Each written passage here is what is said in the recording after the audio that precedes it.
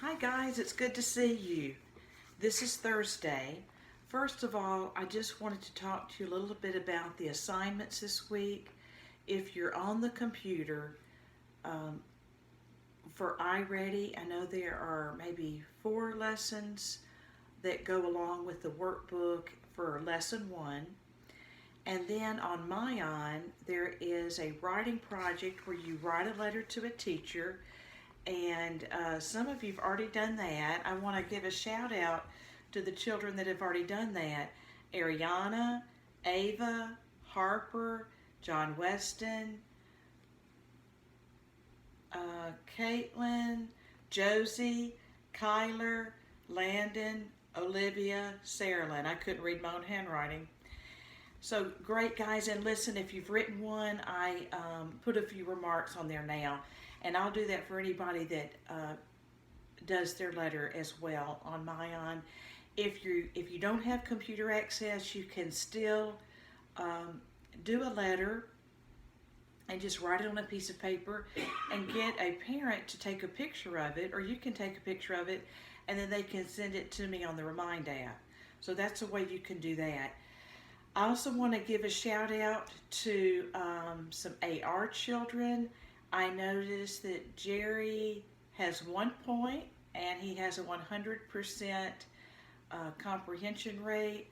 John Weston has 1 point at 100%. Olivia has 1.4 points at 93%. And Hunter has 0.05% on AR, I'm sorry, not percent, 0.05 points on AR. So that's the only children so far that have taken an AR test. If you can't get on AR, like if you don't have good computer access, don't worry about it. Reading is the main thing. AR is just a fun way to keep up with it. You could get a piece of paper or a little notebook and write down the books you're reading or the pages each day, however you want to do it. Of course, you can go, if you have internet access, you can get on Myon, read there, and then go to the AR quiz. But also, guys, if you are not going through Myon, you can just be sure that when you look up Renaissance Learning, that you change the numbers to 157, that first place where you can put numbers in, and at the end, the 92937. Yeah, so that is the number at the end there. We couldn't used to do it at home, but now they've changed that where we can. I was thinking, last week I was so bored, so doing these YouTube videos has actually helped me. And they're a lot less stressful because, especially when I'm reading a book to you, I don't have to watch out and see if someone is throwing eraser bits across the room, or doing a TikTok dance, or bugging someone by touching their desk over and over, or wallowing on the floor, or leaning over their desk in a dangerous way, or hanging out the back of their desk and getting stuck. We had some crazy times, didn't we? Let's see if that was all I was going to do as far as shout outs. I think so. Anyway, guys, if you want to stay with me, I am going to read another chapter of Little House in the Big Woods. This one is called The Long Rifle. And there is some action in this chapter, but part of this chapter is really just Laura describing what they were doing at home, the gun, how Paul made the bullets. So on some of this stuff that's not quite as fast moving, just try to picture what Laura's talking about. And in the story yesterday, they were mentioning how Ma would iron on one day of the week. I forgot we have one of those old-fashioned types of irons just over by the fireplace. They're really heavy, so I guess when Mom would hold it with a cloth here, heat it over the fireplace, and then use it, that was really effective. And actually you could use it now to lift weights, even though it's pretty heavy. I could come back to school with big muscles, huh? Anyway, so here is the chapter called The Long Rifle. Every evening before he began to tell stories, Paul made the bullets for his next day's hunting. Laura and Mary helped him. They brought the big, long-handled spoon and the box full of bits of lead and the bullet mold. Then while he squatted on the hearth and made the bullets, they sat one on each side of him and watched. First, he melted the bits of lead in the big spoon held in the coals. When the lead was melted, he poured it carefully from the spoon into the little hole in the bullet mold. He waited a minute, then he opened the mold and out dropped a bright new bullet onto the hearth. The bullet was too hot to touch, but it shone so temptingly that sometimes Laura and Mary could not help it. Then they burned their fingers, but they did not say anything because Paul had told them never to touch a new bullet. If they burned their fingers, that was their own fault. They should have minded him. So they put their fingers in their mouths to cool them and watched Paul make more bullets. There would be a shining pile of them on the hearth before Paul stopped. He let them cool, then with his jackknife he trimmed off the little lumps left by the hole in the mold. He gathered up the tiny shavings of lead and saved them carefully to melt again the next time he made bullets. The finished bullets he put into his bullet pouch. This was a little bag which Ma had made beautifully of buckskin from a buck Paul had shot. After the bullets were made, Paul would take his gun down from the wall and clean it. Out in the snowy woods all day, it might have gathered a little dampness, and the inside of the barrel was sure to be dirty from powder smoke. So Paul would take the ramrod from its place under the gun barrel and fasten a piece of clean cloth on its end. He stood the butt of the gun in a pan on the hearth and poured boiling water from the tea kettle into the gun barrel. Then quickly he dropped the ramrod in and rubbed it up and down, while the hot water, blackened with powder smoke, spurted out through the little hole on which the cap was placed when the gun was loaded. Paul kept pouring in more water and washing the gun barrel with the cloth on the ramrod until the water ran out clear. Then the gun was clean. The water must always be boiling so that the heated steel would dry instantly. Then Paul put a clean greased rag on the ramrod, and while the gun barrel was still hot, he greased it well on the inside. With another clean greased cloth, he rubbed it all over outside until every bit of it was oiled and sleek. After that, he rubbed and polished the gun stock until the wood of it was bright and shining too. Now he was ready to load the gun again, and Laura and Mary must help him. Standing straight and tall, holding the long gun upright on its butt, while Laura and Mary stood on either side of him, Paul said, "You watch me now and tell me if I make a mistake." So they watched carefully, but he never made a mistake.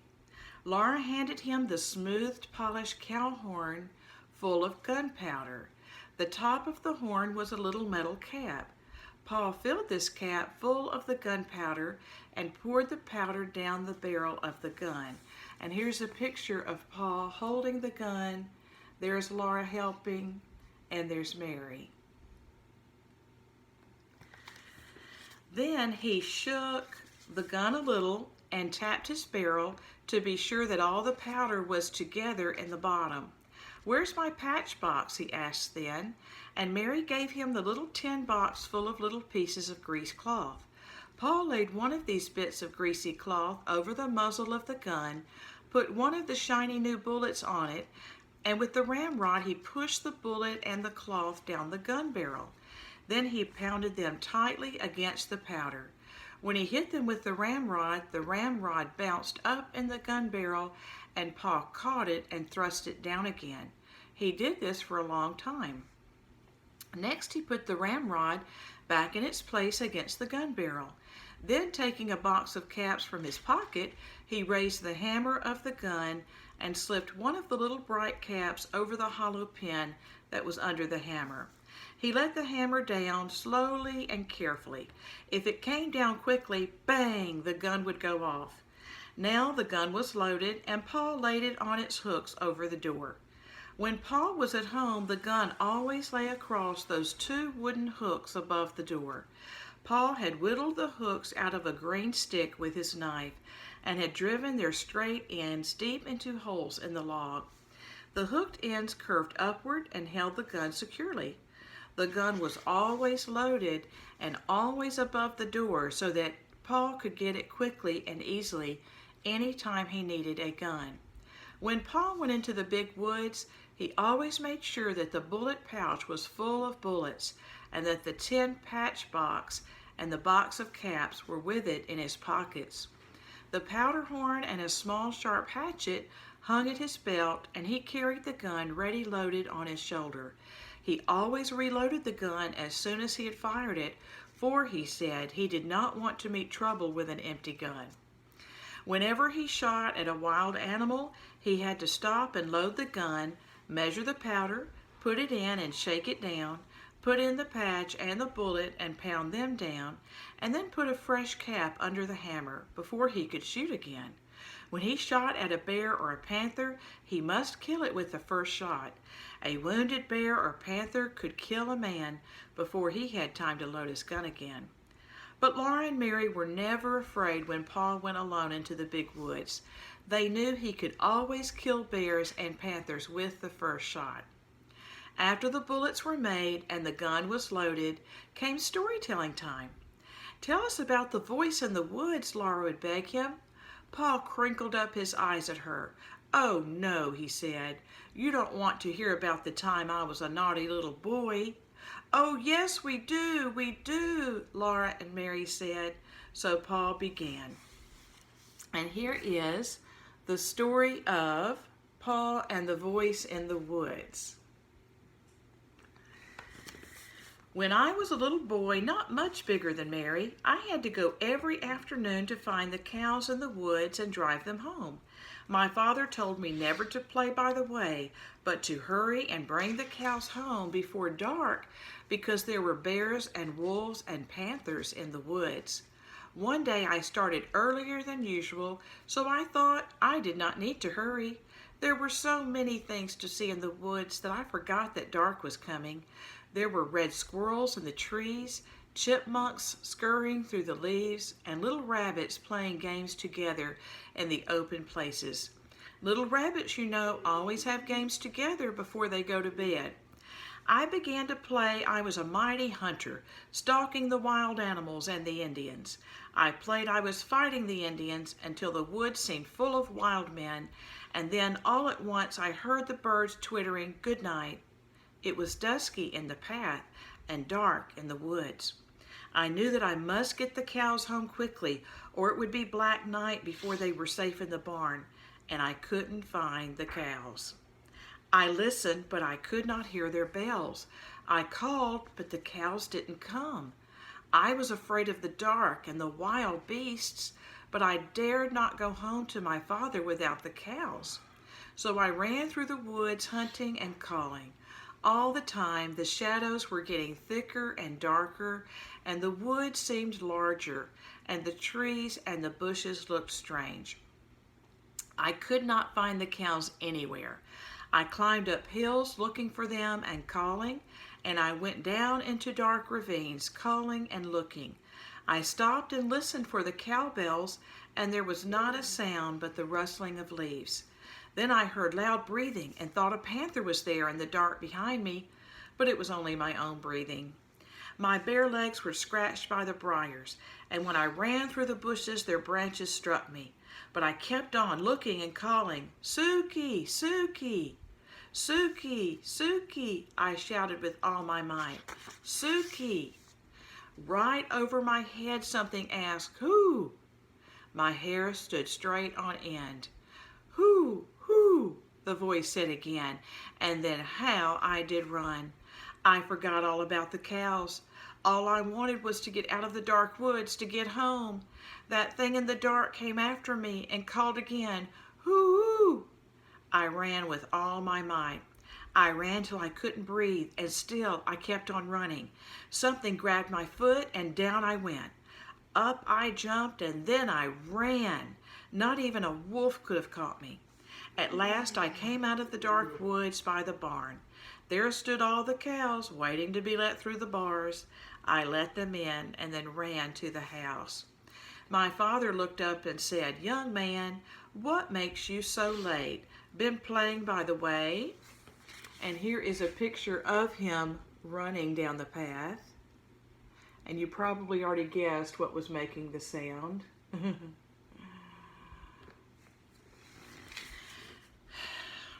I looked down at my feet and I saw that one big toenail had been torn clean off. I had been so scared that I had not felt it hurt until that minute. Pa always stopped telling the story here and waited until Laura said, "Go on, Pa, please go on." "Well," Pa said, "then your grandpa went out into the yard and cut a stout switch.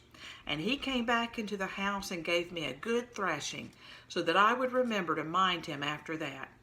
A big boy 9 years old is old enough to remember to mind," he said. "There's a good reason for what I tell you to do," he said, "and if you'll do as you're told, no harm will come to you." "Yes, yes, Pa," Laura would say, bouncing up and down on Pa's knee. "And then what did he say?" "He said if you'd obeyed me as you should, you wouldn't have been out in the big woods after dark, and you wouldn't have been scared by a screech owl." Okay, tomorrow we'll read the chapter called Christmas. So guys, since tomorrow is Friday, please make sure that you have done your ready lessons that were assigned to you about finding main idea.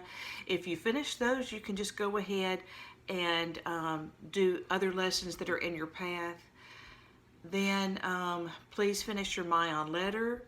Read as much as you can each day. If you have your workbook, instead of the computer, then just make sure you completed your first lesson, done anything that was unfinished. And if your parents would like any